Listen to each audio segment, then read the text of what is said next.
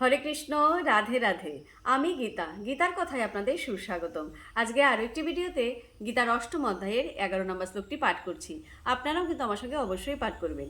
ওং নমো ভগবতে বাসুদেবায়, ওং নমো ভগবতে বাসুদেবায়, ওং নমো ভগবতে বাসুদেবায়।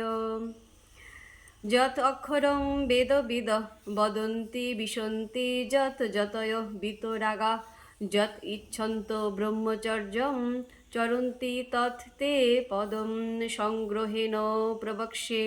অনুবাদ: বেদবিদ পণ্ডিতেরা যাকে অক্ষর বলে অভিহিত করেন, বিষয়ে আসক্তিশূন্য সন্ন্যাসীরা যাতে প্রবেশ করেন, ব্রহ্মচারীরা যাকে লাভ করার ইচ্ছায় ব্রহ্মচর্য পালন করেন, তার কথা আমি সংক্ষেপে তোমাকে বলবো। তো ভক্তগণ, এমনি করে প্রতিদিন একটি করে গীতার শ্লোক পাঠ করুন আর এই দুর্লভ মানব জনমকে ধন্য করুন। আর আমাকে কমেন্ট করেছেন মমতা দাস, রাধে রাধে। আপনাকেও রাধে রাধে। হরি বল।